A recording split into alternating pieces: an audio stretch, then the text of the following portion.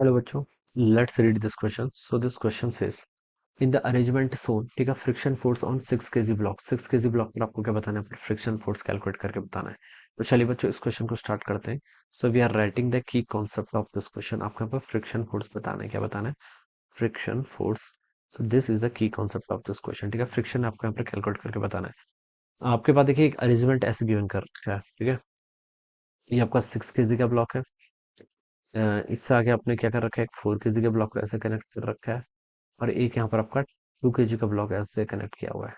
642 kg. ठीक है, यहाँ पर 20 न्यूटन का आपका एक्सटर्नल फोर्स लग रहा है. ठीक है, अब तीनों का मास देखिए कितना आपका 6 करो. मैं तीनों को एक सिस्टम कंसिडर करो. पहले तो मैं ये चेक कर रहा हूँ कि ये मूव करता है या नहीं करता है. ठीक है, तो टोटल मास हो गया इसका 6 + 4 10, 10 + 2 12. ठीक है, फोर्स कितना एक्ट कर रहा है आपका? 20 न्यूटन. ठीक है, तो इसको मैंने एक पूरा सिस्टम ऐसे कंसिडर कर लिया.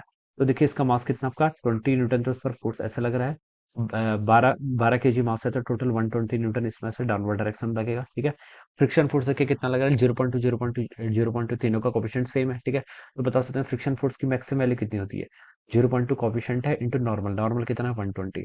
तो ये आप लिख सकते हैं 24 न्यूटन. कितना? 24 न्यूटन. ठीक है, स्टैटिक फ्रिक्शन मैक्सिमम 24 न्यूटन क्या कर सकता है? प्रोवाइड कर सकता है. ठीक है, अब बच्चों हम देखेंगे यहाँ पर आपका 20 न्यूटन इस पर एक्सटर्नल डायरेक्शन में फोर्स लग रहा है. स्टैटिक फ्रिक्शन आपका मैक्सिमम 24 ले सकता है. ठीक है, लेगा ये इस कंडीशन में जरूरी नहीं है, लेकिन ले सकता है. ठीक है, तो ये ब्लॉक के आपका क्या करेगा? This is not moving. ठीक है, इसको आप 24 ना लिख के एफ लिख लीजिए, वो ज्यादा बेटर रहेगा. ठीक है, यहाँ पर क्या लग रहा है? आपका फ्रिक्शन फोर्स लग रहा है. तो देखिए 24 ये आपका लेस है, तो आपका सिस्टम मूव नहीं कर रहा है, इतना कंफर्म हो गया. ठीक है, अब देखिए यहाँ पर हम तीनों ब्लॉक की अलग अलग एफबीडी बना लेते हैं. पहले तो आपका 2 kg ब्लॉक. 2 kg ब्लॉक पर देखिए आपका 20 न्यूटन का फोर्स ऐसे एक्ट कर रहा है. ठीक है, यहाँ पर आपका कुछ फ्रिक्शन का फोर्स एक्ट करेगा, और एक स्प्रिंग से कनेक्टेड है, तो यहाँ पर कुछ टेंशन लगी. टेंशन को मैंने क्या बोल दिया? T1 बोल दिया. ऑलराइट, फ्रिक्शन फोर्स देखिए यहाँ पर मैक्सिमम वैल्यू कितनी ले सकता है? देखिए ये सिस्टम आपका रेस्ट पर है. ये आपका कौन सा है? 2 kg का ब्लॉक है, ये आपका रेस्ट पर है. तो बता सकता हूँ राइट डायरेक्शन में फोर्स कितना है? 20. ये बैलेंस होना चाहिए लेफ्ट से.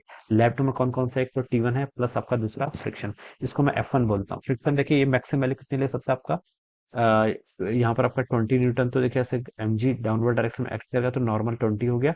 20 × 0.2 कितना हो जाएगा आपका? 20 × 0.2 करेंगे तो आपका 4 न्यूटन. ठीक है, तो बच्चों T1 की वैल्यू यहाँ से कितनी आएगी आपके? 6, सॉरी, T1 आपका कितना हो गया? 16 न्यूटन के इक्वल. ठीक है, तो 16 न्यूटन, तो आपके यहाँ पर क्या आ गई? टेंशन आ गई. ठीक है, तो यहाँ पर हम बता सकते हैं यहाँ पर भी कितनी आएगी आपके? 16 न्यूटन. आपने ऐसे कैलकुलेट कर लिया. बच्चों देखिए 4 kg की एफबीडी बना लेता हूँ. आपका 4 kg है, 40 न्यूटन ऐसे डाउनवर्ड लगेगा. ठीक है, ये किसके इक्वल होगा? नॉर्मल के इक्वल होगा. 16 न्यूटन तो बच्चों आपको यहाँ पर से ऐसे एक्ट कर रहा है. ऑलराइट, और यहाँ पर से आपकी सरफेस क्या रफ है, तो यहाँ पर एक क्या लगेगा आपका? फ्रिक्शन का फोर्स भी एक्ट करेगा. क्या करेगा? फ्रिक्शन का फोर्स एक्ट करेगा. ठीक है, फ्रिक्शन देखिए आपका मैक्सिमम कितना ले सकता है? 40 × 0.2 कितना हो जाएगा आपका? 18 न्यूटन. ऑलराइट, यहाँ पर आपका इसको आपने स्ट्रिंग से कनेक्ट कर रखा है. यहाँ पर आपका T2 लगेगा. तो बता सकते हैं बच्चों कितना होगा आपका? 16 किसके इक्वल होगा आपका? T2 + 8 के इक्वल. तो यहाँ से T2 की वैल्यू बच्चों आ गई आपके यहाँ से 18 न्यूटन के इक्वल. तो ये तो आपका क्या आ गया? T2 आ गया. कितना? 18 न्यूटन के इक्वल. ठीक है, अब देखिए 6 kg वाले पर आइए.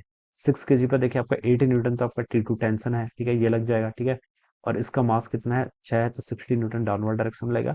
और ये आपका क्या हो जाएगा? This should be the normal. Alright, तो यहाँ से देखिए बच्चों आपका फ्रिक्शन फोर्स इस डायरेक्शन में लगेगा. ऑलराइट, तो फ्रिक्शन फोर्स देखिए कितना लगेगा आपका? 60 इंटू आपका 0.2 करेंगे तो कितना का आपका? 12 न्यूटन हो जाएगा. 12 न्यूटन हो जाएगा. ठीक है, 12 न्यूटन क्या है? मैक्सिमम वैल्यू हो सकती है. कितना हो सकती है? देखिए 60 × 0.2, ये तो आपकी 12 न्यूटन हो सकती है. ठीक है, कितना हो जाएगा आपका? 12 न्यूटन से आपका ये आपका स्टैटिक फ्रिक्शन की मैक्सिमम वैल्यू होनी चाहिए. लेकिन ये आपका मूव नहीं कर रहा है, तो इसका मतलब 80 न्यूटन को कौन बैलेंस कर रहा होगा? यहाँ पर आपका देखिए इसका मतलब मूव नहीं कर रहा है. मूव नहीं कर रहा है क्या मतलब? क्या दोनों साइड आपका फोर्स क्या होगा? जीरो. इक्विलिब्रियम पर है, फोर्स जीरो होगा. तो 8 न्यूटन अगर टेंशन T2 आ रहा है, तो यहाँ से भी कितना आना चाहिए आपका? 8 न्यूटन ही आना चाहिए. तो बता सकते हैं यहाँ पर जो फ्रिक्शन एक्ट करेगा वो कितना एक्ट करेगा आपका? इसको मैं F3 बोल देता हूँ. वो भी आपका 80 न्यूटन के इक्वल ही क्या करेगा? आपका एक्ट करेगा. ठीक है, तो 80 न्यूटन क्या हो जाएगा बच्चों? उसका राइट आंसर. तो जो किससे मैच कर रहा है? बी ऑप्शन से. तो हम लिख सकते हैं कि option B will be the correct answer of this question. तो इस तरीके से क्या करेंगे बच्चों? उसका हम यहाँ से सॉल्व करेंगे. Alright, this would be the answer of this question. So I hope you all understood this concept. All the best and thank you so much.